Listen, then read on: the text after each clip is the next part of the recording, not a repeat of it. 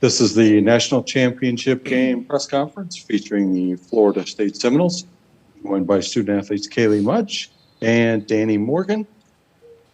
Questions for our student athletes. Dani, kind of take us through this ride that you guys have been on for the, starting with regionals and supers and this World Series. Probably some people that doubted you would get this far, but I know you guys believed you would win a national championship. Tell us about this journey for you. I think this journey, I know it's difficult. I'm just so proud of this team to be here and everything we've gone through this year, and just to persevere and to be in this moment is what we dreamt of. And I'm just proud that this team was able to get here and give everything we had. Thank you, Dani. Melvin Stith. Kaley and Dani, congratulations on a fantastic season. You got farther than really anyone thought, except you guys. Kaley, can you talk a bit about breaking the record for most hits in a College World Series? And also, how do you think that this experience will help you going forward in your career, giving you really good experience? Yeah, I'm just blessed to be here, honestly. Coming into the World Series, I did not think that I was going to break any records. I was just excited to put my feet on the clay here. I'm just grateful that God has given me the opportunity to be here. My teammates and my coaches, the support staff, the fans, they've all just helped me get here, and they've made me the player and person that I am. So I'm just grateful to be here and have the chance to make some records. Obviously, in the game, I wasn't really worried about that. I was just trying to help my team win a national championship. But, I'm blessed to be here. I think moving forward, it's a great learning moment. Definitely know that there's a lot more to come from this program. The seniors have been amazing. Dani's been such a role model to me. So I'm just grateful for them and for the culture that they've left behind, and I'm excited to get after it next year. Kurt Weiler. Dani, you're one of a number of the super seniors who put life on hold for a year to come back and use that extra year for the pandemic. It obviously didn't end the way you wanted, but how much did this run and being a part of this kind of validate that choice? Yeah, I wouldn't change a thing. Being here, just getting to, play extra games with this team, and it's a special team, and we love each other, and we fought with each other, and I would never second guess the decision I made, and I would make it 100 times over. Ashley Coleman.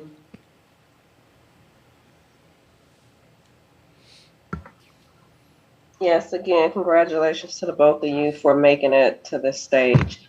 Now, you all have talked about the sisterhood and having such a strong bond.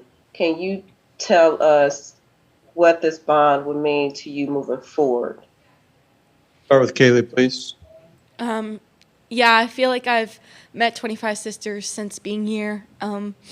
It's just such a family atmosphere here. The coaches make it a family atmosphere, and we really buy into that culture. And I know that I've made 5 friends with the seniors who are leaving, and I know that I'm going to be able to go to them for anything. And I'm just excited to spend more time with the people that are staying and just to create that family culture for the people coming in. It's so nice to have a team that gets to this level that is just for each other, and everyone on the bench is rooting for everyone, and everyone on the field is just all in for the team. It's such a great atmosphere here. I wouldn't change it for the world.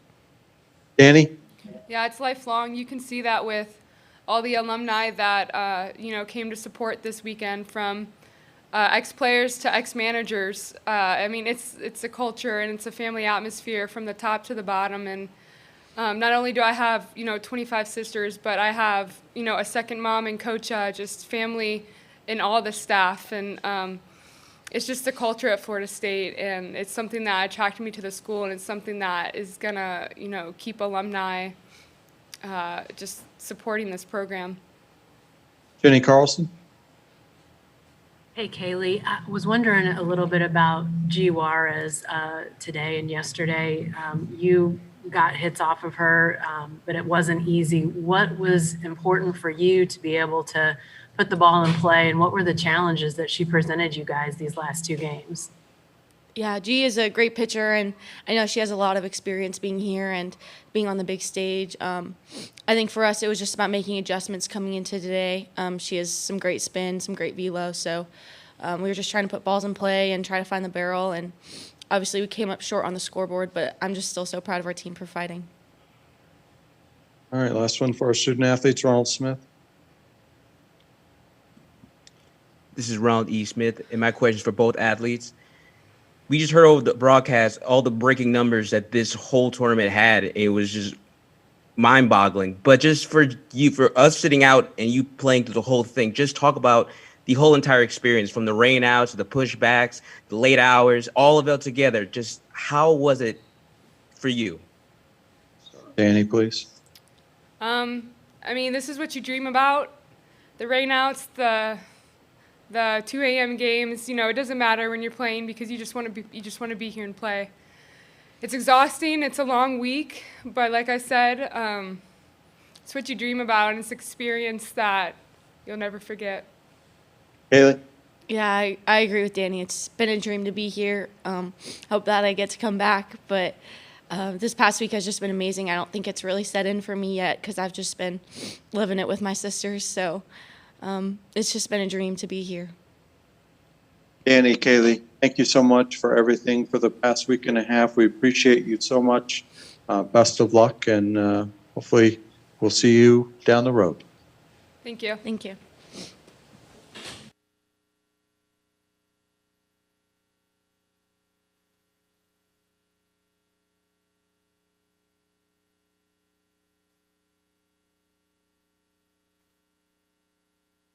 Now joined by head coach Lonni Alameda. Coach, we will begin with Kurt Weiler. Coach, I know it's not obviously the way you wanted it to end, but looking back, I mean, if you look back at the ACC semifinal loss and then being here, I guess, what do you think it is about this team that they were able to just rally together like this and come together kind of when it meant the most? I mean, I think you want to be playing the best softball at the postseason time of year. So, you know, as a coach and as upperclassmen, you keep pouring ingredients in and hoping that, you know, when you hit the end of May and June that you can create something special. And I think we just kept pouring into each other. Softball skills, mental game, relationship building, team bonding. We just kept pouring it in, and the mixture showed up at the right time. Graham Hayes. Hi, Lonni. You were around the Pac-12 at the height of kind of Arizona and UCLA. There are more challengers now. You're a part of that, winning a title. But are there similarities in the standard that OU has set in the last 9-10 years and what you saw those Arizona and UCLA teams? Yeah, definitely. I mean, I think sometimes you're playing a tradition, you know. I think here you're obviously playing a fan base. It's a little bit different here. You know, it's a home game for them for sure. And I think our kids did an incredible job. We didn't let that bother us too much. It was more a celebration of softball than anything. But they definitely got momentum on their side on that case. And I think that's easy to recruit to and easy to build on. They do an incredible job of coaching. I mean, it was probably the most fun for us as a pitching staff to figure out how to beat each and every hitter in their lineup. And, you know, they do a good job on that part. But, yes, I think what Arizona and UCLA had back in the day now has gone coast to coast. Now the game of softball has grown. The SEC opened up. The ACC is competing now. The Big 12, the Big 10, you know, it's just given a lot more opportunity. And if you see both of us coming out of the loser's bracket to play today, an exhausting weekends, I don't even know how many days it's gone, and of playing softball, it's just it's really cool to see where the future is going to go for it. Melvin Stith. Coach, congratulations on a great season. Can you talk a little bit about the reason you had to put Emma in the game? That was kind of a surprise to see her come in. And also just about the intangibles of this team, because if you just look at the raw numbers, you probably shouldn't have gotten as far as you got, but it must have been something that clicked that helped you get this far. Yeah, for sure.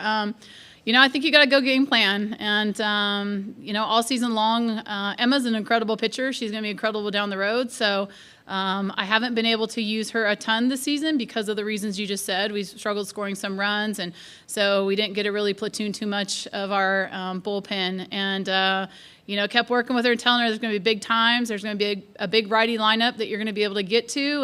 And nerves got the best of her, and that was my call, and that was the plan on getting in there from today. We're going to have to give some different looks to them today to get through it. And the main thing is we got to score some runs. It wasn't going to be a 1-0 ball game, a 2-1 ball game. They hit the ball, and we knew that, so we had to sell out to try to beat some of their hitters. That inning got to us. Maybe it wasn't so fair on her part for me to put her in there, but I know she wanted it. I know for the future of this program, it's going to be good for her to take that memories to us, and it's by no means her fault for what happened. But Kat came in there, and she's ready to go. But I think when you have a game plan, you stick with it, and it works. Everyone looks great. And if it doesn't work, then everyone questions it. But that's the way it goes as a coach sometimes. And I'm really excited for her future. And I think the pitching staff, we did our best. And, we gave it our all. That was a big motto today coming in here. Just empty the tanks. Give us all you have. Offense, defense, energy, pitching. This is our plan, and we're going to go with it. And I'm super proud that they did that. Ashley Coleman. Coach, we've talked over the past few days about the importance of enjoying the moment. This game recorded roughly 3 million viewers just at home. What would you say to those fans who cheered you all on back at home? Yeah, I'm grateful for the fan support, not only for Florida State for the game of softball. I don't know how many of my college teammates were here this weekend that kept telling me how proud they were of us growing the game and, just being a part. Baseball, softball, so many athletic players from my days at OU are here, and they just love the growth of softball. And I think that's a big thing that we've always been a part of is growing this game, not only here but internationally too. It's a great game. So, and I hope all the viewers saw how much passion we have for the game. We're gritty. We love playing, and we play for the bigger picture. And, I hope that they saw that. And, it was two completely different storied teams coming in here. I think it also shows that you can do it different ways when you get to the final championship. And OU got it. They're an awesome team, but we are too, and we fought to the very end. Brian Aber. Yeah, Lonni, obviously you've got a very unique perspective on OU softball back to the days of playing at Reeves Park. What to you is the most impressive thing about, or the toughest thing about what Patty Gasso has done, the program that she's built, and what OU softball has become? Yeah, she's obviously got the recruiting lifeline, so that's a big part of it. When you're building, you got to make sure you get the right recruits that can flourish in your program. She's figured that piece out. She's got very loyal, obviously, family and the coaching staff, so that helps too with loyalty. But they got something special, and it's awesome, and you can see it. I think here, the state of Oklahoma, having been a player here and at Reeves Park and getting kicked off by slow pitch teams to now, softball is big in the state. And I love what Oklahoma State's doing too. Kenny's doing a great job there. So this state is supporting the game. The state loves the game, and I think that's only a great opportunity for young girls to grow up and want to play at this level. Not everyone can play in Norman, and not everyone can play in Stillwater. So it's just going to help grow our game and give more eyes on it and give more opportunities. Kurt Weiler. Lonni, you had a number of those super seniors who I know put some pretty big plans on hold to get to come back and be a part of this team. I think it's safe to say you all probably wouldn't have been at this stage without what they were able to give you this year. I guess what can you say about that group? Yeah, I'm so happy for them to be able to end their career here.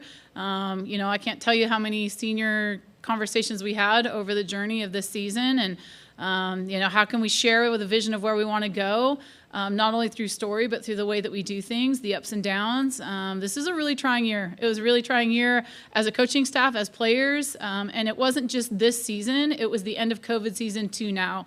We all had to figure out how to stay connected. We had to figure out how to do things differently.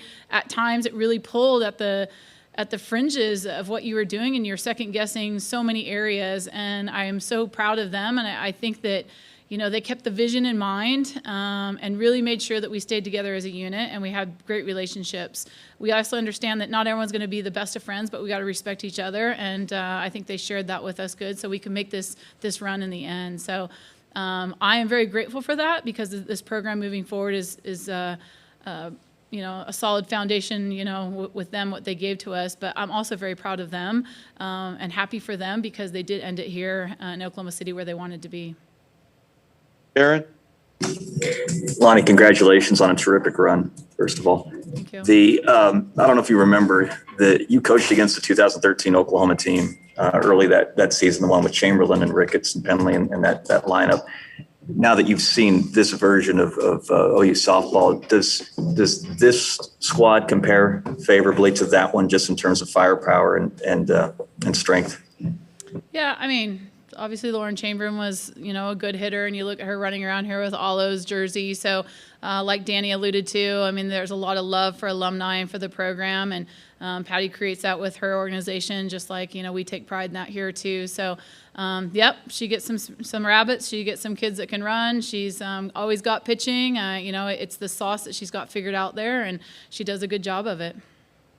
Last one for Coach Ira Schaffel. I know it's tough at times like this to think about the future. You're thinking about the now, but can you reflect on what this experience was like for some of the younger players? Yeah, I mean, we have so much talent being redshirted right now that was able to see this and not only see the experience on the field, but the prep for it. I mean, I've got a couple kids that, had injuries and a couple kids that were just redshirting due to position stuff and COVID numbers, but they were behind the scenes, so they weren't able to get out there and play, but they were behind the scenes and feeling it.